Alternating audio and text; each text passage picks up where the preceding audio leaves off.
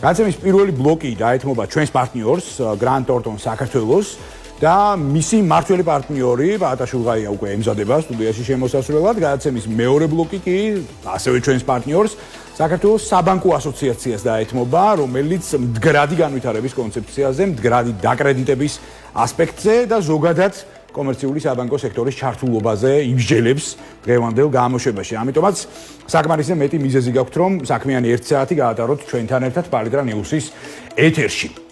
ახლა რაც შეეხება პირველ ბლოკს, როგორც დაგიანონსეთ, დღეს გვექნება ძალიან საინტერესო საუბარი, ძალიან საინტერესო დიალოგი ცალკეულ მიმართულებებზე.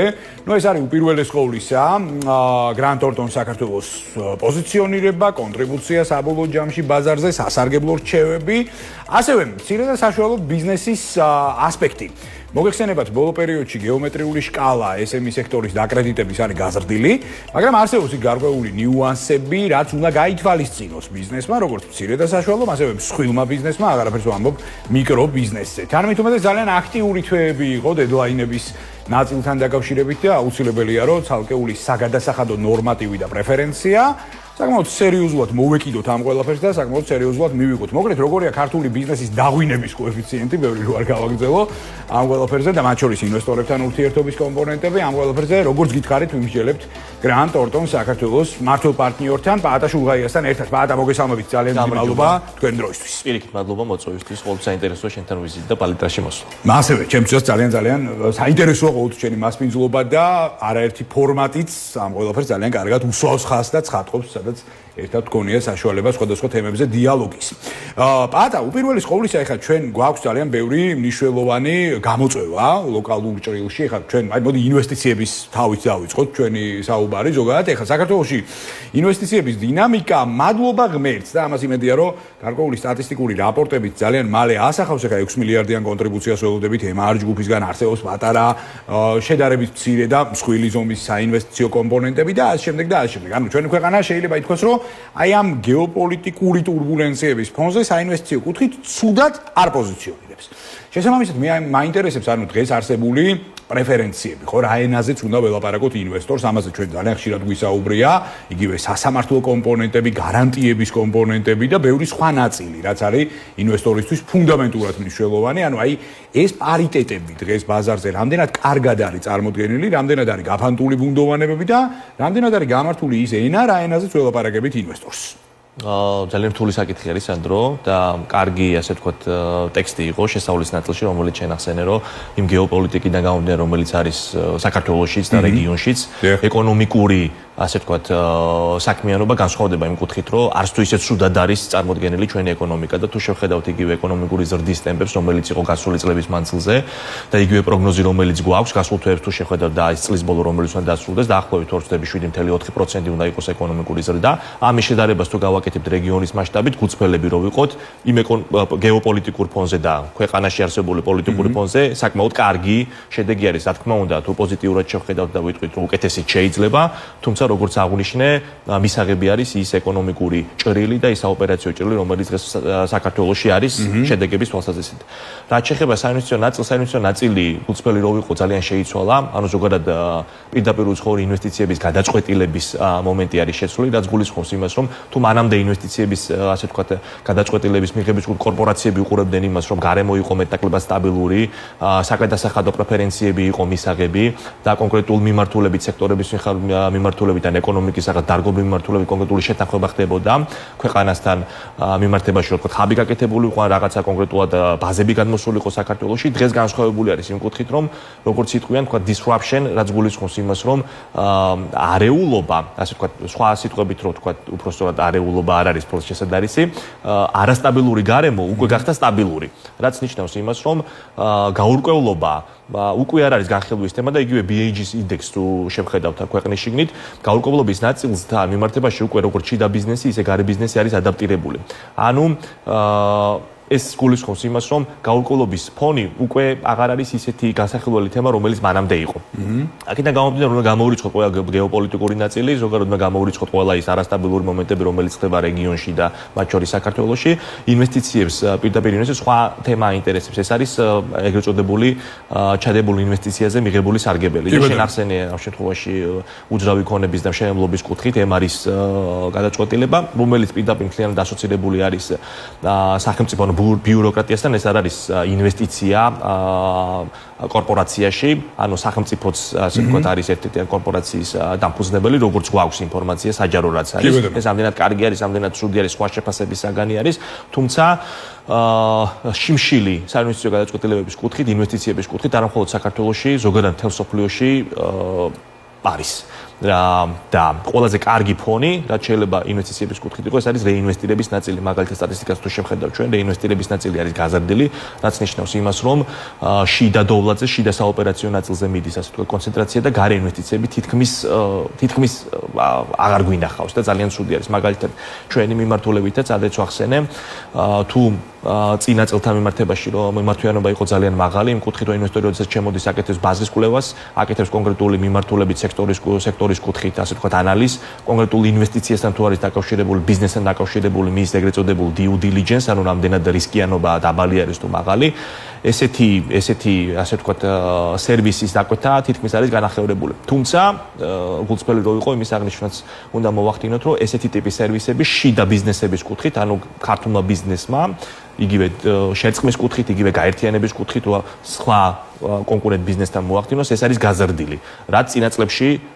სრულად იყო განსხვავებული. აქედან გამომდინარე, ეს ბალანსი შეიმჩნევა და ზოგადად დარგის მიმართულებითაც და იგივე ეკონომიკის მიმართულებითაც ის ზრდის ტემპი, რომელიც არის, ჩვენ შეგვიძლია ვთქვათ, ციფრებით манипуლირება არის შესაძლებელი, რა თქმა უნდა, 7.4 არის, 7.6 არის თუ 6% არის, ანუ დათვი სხვადასხვა მექანიზმით გავალთ, თუმცა ლოგიკურად რეინჯი რო განსაზღვროთ, ნამდვილად არის ეკონომიკური ზრდა, მინიმუმი შეიძლება იყოს 5%, მაქსიმუმ შეიძლება იყოს 7 ან 8%. 7 ან 8% და პრინციპში აი ძალიან კარგი ანალიზი შემოგთავაზეთ ეხლა და პრინციპში აი ეს ანალიზიც თავიდან ბოლომდე იმეორებს აი იმ საერთაშორისო დონორების და პარტნიორების რაპორტებს, რომლებიც თუნდაც წლის დასაწყისში გაკეთდა და ეს მიღწევადი არის თავიდან ბოლომდე. ნუ აქ თავარია ინფლაციის მაჩვენებლების დავითვალოთ საბოლოო ჯამში და მე ამ ორი საკითხის კორელაცია მოვიყვანოთ ერთიან ყაიდაზე და მე ვიმსჯელოთ უკვე რეალურად ერთიან მაჩვენებლებზე. შესავალი იყო ძალიან მაგარი და მადლობა ამისთვის. კაპიტალზე ხელმისაწვდომობის ნაწილი მინდა შემოვიტანო ჩვენს საუბარში. ხა ახსენე და ვახსენეთ ორივე ამ შემთხვევაში აი ემარის кейსი, ხა ყოველგვარი მითქმა მოთქმის გარეშე, ხა ჩვენ შორს არის ჩვენი გადაცემა ყველანაირი რევერანსებისგან და ასე შემდეგ, მაგრამ ჯამში 6 მილიარდიანი ინვესტიცია არ არის ცუდი და სასურველია რომ ცალკეული მიმართულებებით, ანუ გავცდეთ უკვე უძრავი ქონების ნაწილსაც და სხვადასხვა მიმართულებებით ასევე ვიხილოთ ძალიან დიდი ფინანსური კონტრიბუციები საერთაშორისო კომპანიებისგან თუ დონორი ორგანიზაციებისგან. ეხლა მე მინდა უკვე კომპანიების ნაწილი შემოვიტანო ჩვენ საუბარში და კაპიტალზე ხელმისაწვდომობის ნაწილი.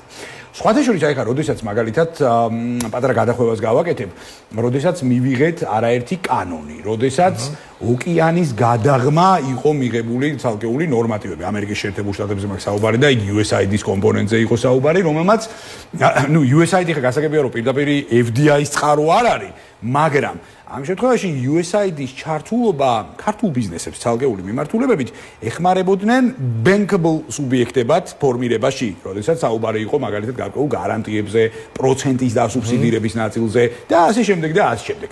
აღარაფერს ვლაპარაკობ ქართულ კომერციულ საბანკო სექტორზე. რომელსაც მეტნაკლებად კარგად აქვს სიტუაცია ლონდონის საფონდო ბირჟაზე ორი ჩვენი უმსხვილესი ბანკის აქციები ივაჭრება და შესაბამისად აი ამ კუთხით ფინანსებზე ხელმისაწვდომობის ნაწილი მაინც და მაინც შეფერხებული არ არის, მაგრამ აი თუ ჩვენ შევხედავთ კერძო სექტორის სხვა მოთამაშეებს, აი კაპიტალზე ხელმისაწვდომობის შკალა, fundraising-ის შკალა, რეალურად დღეს რას გვეუბნება და აი რა სიტუაცია გვაქვს დღეს ამ კუთხით. ამის ასე ვთქვათ სტატისტიკური გაზომვა ეგრეთ წოდებული რაღაც empirical research რო გქონდეს ჩვენ ის საფუძველზეც მივიღებთ გადაწყვეტილებებს ან დასკვნებს ესეთი არ არსებობს ან შეიძლება ვიღაცას გქონდეს ყოველ შემთხვევაში ჩვენ არ გვაქვს ესეთ ინფორმაციაზე ხელმისაწვდომობა თუმცა ყოველი წლის ბოლოს ჩვენ ვაკეთებთ ანუ Grant Thornton-ი აკეთებს შიდა მიზნებისთვის გამოყენებისთვის როგორც ვახსენე ანუ ემპირიულ კვლევას რომელშიც იყოს მონაწილეობას ჩვენი, ასე ვთქვათ, კლიენტები და ის მონაცემები, რომელიც ჩვენ რის საფუძველზეც ზოგადად ჩვენ გეგმავთ შემდგომი განვითარების ზრდა, სხვა თანაბარ პირობებში, ანუ უყურებ კონკურენტებსაც, უყურებ ზოგად ბაზარსაც, არა მხოლოდ ჩვენ კლიენტებსაც. ეხლა ამ, ასე ვთქვათ, კულევის შუალედურ ეტაპზე ვართ, ანუ გვაქვს თლიანი კულევის, მაგრამ შუალედურ განხილვის ეტაპზე ვართ. ეს არ არის გარე წყაროსთვის ხელმისაწვდომი, იმიტომ რომ როგორც ვახსენე, შიდა მიზნებისთვის, რის საფუძველზე ჩვენ ვიღოთ გადაწყვეტილებას, როგორი ზრდა შეიძლება იყოს, როგორი ტიპის სერვისები შეიძლება განავითაროთ, რა ტიპის საჭიროებები არის ზოგადად ბიზნეს, როგორ შეიძლება ჩვენ დავეხმაროთ და უფრო უკეთესები ვიყოთ, როგორც პირობითად ვიდრე გასულ წელს. ამ კვლევის საფუძველზე შემიძლია გითხრა და მეორე ნაწილი არის, ასე ვთქვათ, ჩემი პირადი აღქმა, როგორი ჩვენს შეიძლება გქონდეს, ხო, ობზერვაციით და პირადი შეხედვით ბიზნესთან, რომელიც ჩვენ გვაქვს, რა ტიპის დაბეჭდილება გვიყალიბდება. პირველ ნაწილზე ამ კვლევის საფუძველზე შემიძლია ვთქვა, რომ საქართველოში სამწუხაროდ არ არსებობს დაფინანსების ისეთი წყაროები, რომელსაც შენ ახსენე, იმიტომ რომ არ არის ვენჩარული კაპიტალები, არ არის PE-ები, ანუ private investment-ები, ვისთანაც ჩვენ შეიძლება მივიდეთ, დავაინტერესოთ და მათ გააკეთონ.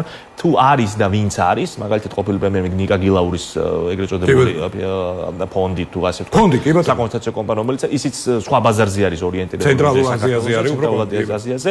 აქედან კონკრეტულად ჩვენ ვერ ვნახავთ სტარტაპებს არ შევეხები ამ შემთხვევაში, ხო? იმიტომ რომ ჩვენი ბიზნესი მთლიანად 90%-ზე მეტი არის SME. ხო, აქ არ არის დიდი ბიზნესები წარმოდგენილი, ისიც ვთქვათ საშუალო ბიზნესი შეიძლება ვიღაცა დიდი ჩვენ გამოვყოთ. აქედან გამომდინარე მთლიანად არის ეგრეთ წოდებული ბენკები დილისი, რომელიც შენახსენე საბანკო რესურსებზე მიბმული. თუმცა ისიც უნდა აღვნიშნოთ, რომ მიმდინარე წელს საბანკო რესურსებზე წნომა არის შემცირებული. მაგალითად, მთლიან პორტფელიოს, საკრედიტო პორტფელიოს თუ შევხედავ ჩვენ 6 თვის თუ 9 თვის ანგარიშის მიხედვით წინა წელთან შედარებით არის შემცირებული. თუ მანამდე იყო დაახლოებით 18-დან 20%-მდე, ახლა ბანკების პორტფელი უფრო შემცირებული დაახლოებით 12 თუ 13% არის, რაც იმას გულისხმობს, რომ თვითონ ბანკების თლიან ამონაგებში, შემოსულობებში საკრედიტო პორტფელი არის შემცირებული წელთან მიმართებაში. თუმცა საპროცენტო განაკვეთი ძალიან მაღალია, იგივე ეს იქნება სამხარობლო სესხი, იქნება იპოთეკური სესხი, ვიცით თქვა რა ტიპის კომპონენტი დეველოპერთან მიმართებაში და ბიზნეს სესხებთან მიმართებაში მოთხოვნა არის მაღალი, თუმცა გამკაცრებული არის გაცემის კრიტერიუმები და საპროცენტო განაკვეთის არის საკმაოდ მაღალი. შესაბამისად, ეს ძალიან, რა თქმა უნდა, ძალიან ცუდი არის და აქ შეიძლება ორი ალტერნატივა შემოვიყვანოთ. რისი განხილვაც მე მინდა, ოღონ ამას ჭირდება ძალიან დიდი კვლევა. კერძოდ, რა უფრო მისაღები არის ეკონომიკისთვის და ზოგადად თლიანი შიდა პროდუქტის განვითარების კუთხით და საზოგადოების განვითარების კუთხით. ბანკები, რომელიც ეკონომიკურ დოლარს და შემოსავლების კუთხით დიდ მოგებას იღებენ და მილიარდზე მეტი არის და ანუ ვიცით რა არის თქვა ბანკების მოგება, თუ კორპორაციების მოგება. ანუ ეს ორის, ასე ვთქვათ, ვერსუსი რო გავაკეთოთ. კერძოდ, ბანკების მიერ მიღებული მოგება, რომლის ჩაბურნება შემდგომ რეინვესტირებას ისაკეთებს, კვლავ რომელიც ბიზნესს უბრუნდება, ეს უფრო ზრდის ჩვენს ეკონომიკას, თუ კორპორაციების მიერ მიღებული მოგება. რა კუთხით შეიძლება დაისვას საკითხი? ბანკების მიერ, ანუ ბანკების მოგება მოდის ჩვენს მიერ გადახდილი პროცენტებით, სესხების მიხედვით და კომპანიების მიერ, ხო? გაცემული სესხები. და შესაბამისად, თუ საპროცენტო განაკვეთი პირობითად შემცირდება, ანუ მოგების კომპონენტი დარჩება კორპორაციებში, შესაბამისად, კორპორაცია იმ მიღებულ მოგებას, ანუ თავის ასე ვთქვათ, net profits გაზრდის და შესაბამისად, ამას უფრო კარგად მოახმარს თავის საკუთარ გადაწყვეტილებას კორპორაციულ გადაწყვეტილებას, რომელიც მე საზოგადოებაზე აისახება, თუ ბანკები აკეთებენ ამას უკეთესად. ამაზე პასუხი, რა თქმა უნდა, არა თქვათ ემპირიულად, მაგრამ არსებობს, იმიტომ რომ უფრო შეიძლება სხვანაირად მივიღოთ ჩვენ ეკონომიკის განვითარება, უფრო კონკრეტ დარგობრივი განვითარებაც, იგივე დეველოპერული განვითარება, იგივე პროფესიული განვითარება, განათლებასთან წლომა და ასე შემდგომ.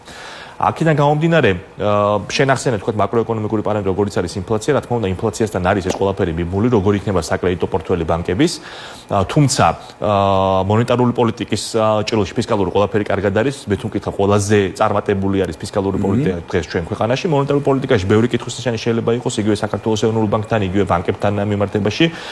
თუმცა იგივე მიმდინარე თვესაც 8% რეფინანსი განაკვეთი უცვლელდება, არ მგონია რომ წელს განმავლობაში შეიცვალოს, რომელთან არის დაკავშირებული და თქვი, თქვათ, ინფლაციის ნაწილი, რომელიც ნორმალურ მაჩვენებელს, ბუნებრივ მაჩვენებელს უფრო მაღალი არის, თუ არ ვწდები 5.2% უნდა იყოს მიმდინარე წელს, თუმცა ჩვენი ინფლაცია კი ბატონო 3%-ზე არის დაგეგმილი ამ შემთხვევაში, შესაბამისად ამ კუთხით რაიმე ცვლილებები მოსაუდნელი არ არის და მით უმეტეს ახლა ჩვენ ნოემბერში ვსაუბრობთ ამ ყველაფერზე და არ მგონია ნოემბრის თვეში და დეკემბრის ისეთი ღონისძიებები იყოს დაიგმელი, რომ ამან რაღაცა მთლიანი სურათი შეცვალოს. აქედან გამომდინარე, ფინანსურ რესურსებზე წვდომის ნაწილი როგორც არის fundraising-ის კუთხით, როგორც არის private equity-ის კუთხით, როგორც არის venture-ული კაპიტალის კუთხით საქართველოში არ არსებობს. ანუ ვერსად ვერ მივარ ჩვენ. და ჩვენი კუთხით ბირჟა არ არსებობს, ხო და ბირჟაც ზოგადად ბირჟაზე წარმატების დაბმაც ჩემი აზრით არ არის მთლად წარმატებული, გამომდინარე იქიდან, რომ შეგვიძლია მაგალითები მოვიყვანოთ ქვეყნის გარეთ, როგორც არის სტამბოლის ბირჟა,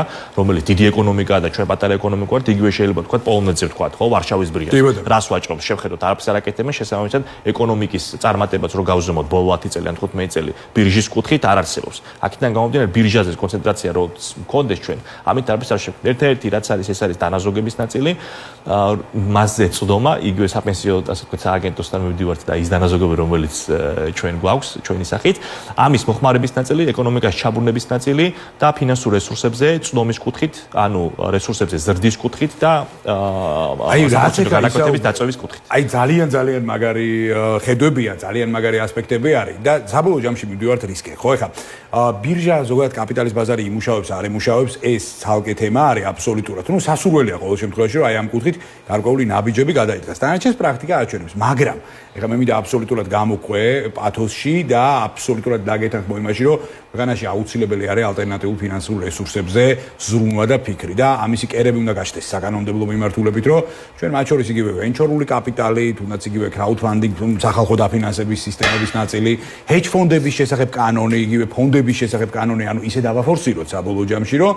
მათ შორის მოვახდინოთ დაკრედიტების დივერსიფიცირება და მოზაიკა და სიმძიმის წერტილი დღეს რაც არის კომერციული საბანკო სექტორის ჭრილში დენომინირებული, ანუ ამას მივცეთ გარკვეული გასახანი, რაც მერე უკვე აი მეორე ასპექტს ისევ და ისევ. ბანკები რეალურად 4 მილიარდზე მეტი არის წლიური მოგება საშუალოდ კომერციული საბანკო სექტორის და შესაბამისად კი ბატონო რეინვესტირების კოეფიციენტი არის საკმაოდ მაღალი, მაგრამ აი თუ ჩვენ გავიხედავთ უკვე კორპორატიული ნაწილისკენ, აქ ასევე ორი კითხვა ჩდება.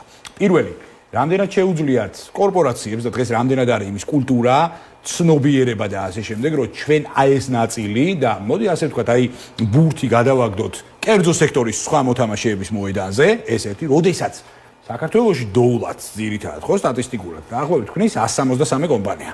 თავისი მასშტაბებით, ბრუნვებით და ასე შემდეგ და ასე შემდეგ. აი ეს რამდენად არის შესაძლებელი და მეორე ნაწილი, რამდენად არის რეალურად მზაობა, რომ დღეს კომპანიებმა ინდივიდუალურად მოახდინონ ამ შემთხვევაში fundraising-ი, სახსრების მოზიდვა და ასე შემდეგ და ასე შემდეგ, თუნდაც იგივე დასავლელი ან აღმოსავლელი პარტნიორებისგან.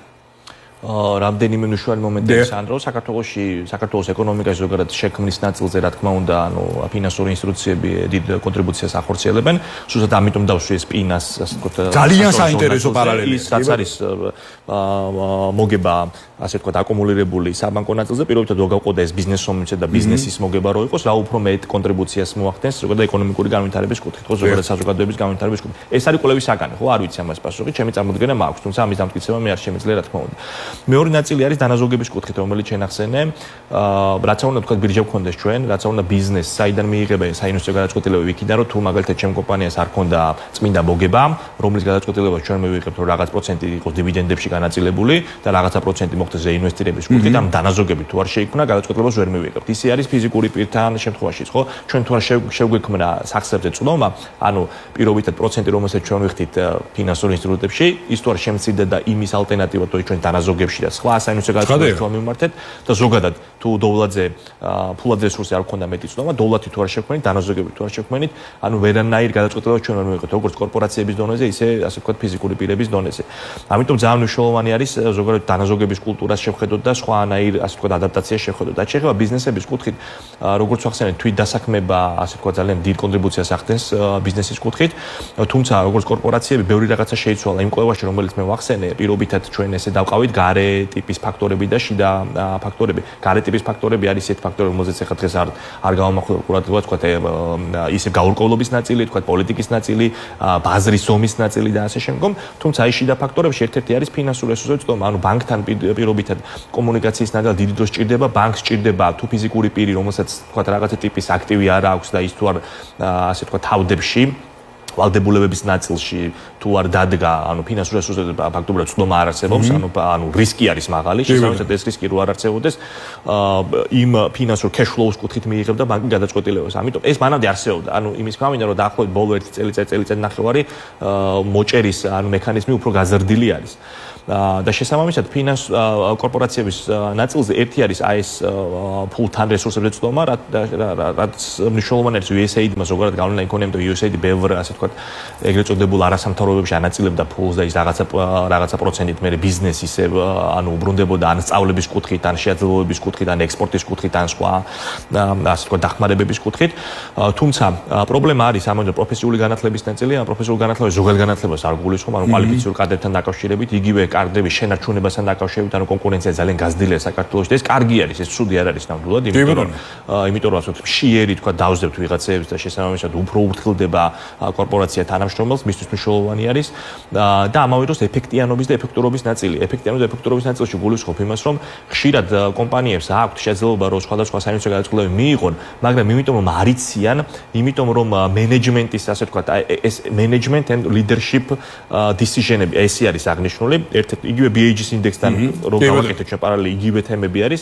ანუ სხვა სიტყვებით ვთქვათ, პირობითად ჭალებში ქართულად შეიძლება რაღაცები იმართებოდეს და ბიზნეს კონდეს შნო და შეაძლებლობა როგორც შიდა ეფექტიანობის ნაწილზე გაზარდოს თავისი მოგება, ისე სხვა ინდუსტრიებში შევიდეს, სხვა კაპიტალური დამატებები გააკეთოს, იგივე შერწყმებით ან გაერთიანებებით ან ასე შემდგომ. უბრალოდ ამის გადაწყვეტილებას ვერ იღებთ, იმიტომ რომ რაღაცა ეტაპამდე გაიზარდა მენეჯმენტი და იცის როგორ გააკეთოს, მაგრამ ლიდერშიპის ნაკლებობა სადაც არის, სხვა ზრდას ვერ აკეთებს ისე სწრაფად და ისე მარტივად, როგორც მანამდე შეეძლო. აქედან გამომდინარე, აქაც არის დეფიციტი და ჩვენ თუ არ ვცდები, ჩემი კოლეგები იყვნენ თქვენთან სტუმრად, იგივე ფინანსების 360. კი ბატონო, სასწაული და ძალიან მაგარი მიმართულება. ფინანსების 360 თლიანად ამაზე იყო მიმული, რომ ჩვენ ბიზნესს თქვათ ვაჩვენოთ, ამ კოლევასთან იყო პირდაპირ დაკავშირებული, რომ ვაჩვენოთ როგორ შეიძლება შეაძლებლობა მან მიიღოს. პირობითად პარალელურად რო გავავლო, რომ ავტომობილი ჩვენ რომელიც ყო საქართველოში, რომელიც ძალიან კარგი მაგალითი არის, ხშირად ჩვენ ქვეყნის გარეთ მივდივართ, მეზობელ ქვეყნებს თურქეთშიც, აზერბაიჯანში, სომხეთშიც ჩვენ პარტნიორებთან ვიზიტები გვაქვს და მანქანით როდესაც გავდივართ, ხშირად როდესაც ვქირავთ მანქანას,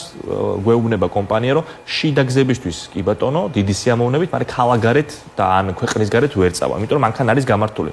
ძალიან მარტივი მაგალითი არის, რომ საბურავი პირობითად სხვა აღჭურვილობა მანქანას, რაც operational არის, რომ ქალაქში მოძრაობს, იმიტომ რომ ამე რო გაუფუჭეს მარტივად გაკეთდება, მაგრამ ქალაქის გარეთ ვერ გადის. ბიზნესის უბრალოდ იგივე არის, რომ შეიძლება იმ shape-ში, იმ კონტექსტში ძალიან კარგად ოპერირდეს, ძალიან კარგად იყოს, მაგრამ როდესაც მიდის დაფინანსებაზე საქმე, დამატებით ინვესტორის შემოყვანაზე, ექსპორტზე გასვლაზე, აი ამ დროს დგება პრობლემა, რომ ამას ვერ აკეთებს. და ფინანსების 360 და ამ იდეას ემსახურება, რომ არა თქვა შიდა ბაზისთვის იყოს მზად და არამედ მას ორიენტირი, ჰორიზონტი სხვანაირად წარმოადგენო, დავანახოთ, რისი გაკეთება შეიძლება უკეთესად, როგორ შეიძლება მან რაღაც რესურსები აითვისოს და ქალაქგარეთ როგორც ქვეყნის შიგნით, ისე ქვეყნის გარეთაც მას შეეძლო თავისუფლად მოძრაობა. ძალიან მაგარი პარალელია. ძალიან მაგარი პარალელია, ოღონდ მე ვერანაირად ვერ გავიგე, როგორ გავიდა 9:30 საათი ასე სწრაფად. სხვათა შორის აი ამ თემებზე საუბარ, ორ თემაზე მოგვიწია დღეს კონცენტრირება, არა და სასაუბრო უცბად გეტყვი შენთან მქონდა გაცილებით მეტი. ამიტომაც ამ ყველაფერმა კიდევ ერთხელ გააჩინა ინსპირაცია, რომ სულ რაღაც ორ კვირაში ჩვენ გადაცემა შენობით ბიზნესში გიმასპინძლოთ. და გაცილებით უფრო დიდ ფორმატში აი საკითხები რაც მე პირადად დღეს დამჭა შენთან გასავლელი აუცილებლად გავიაროთ და ყველა რეზიუმირება, ყველა საკითხს აუგეთოთ რეზიუმირება. ძალიან დიდი მადლობა და გადაგიხადო, აი ძალიან საინტერესო აქცენტებისთვის, პარალელებისთვის, დინამიკისთვის, რაც შემოიტანე გადაცემაში და მოკლედ დიდი ხნით არ გემშვიდობები. წარმატებული ეთერი, წარმატებული დღე შენ, პაატა შულღარია, Grant Thornton საქართველოს მმართველი პარტნიორი. იყო ჩვენთან ერთად.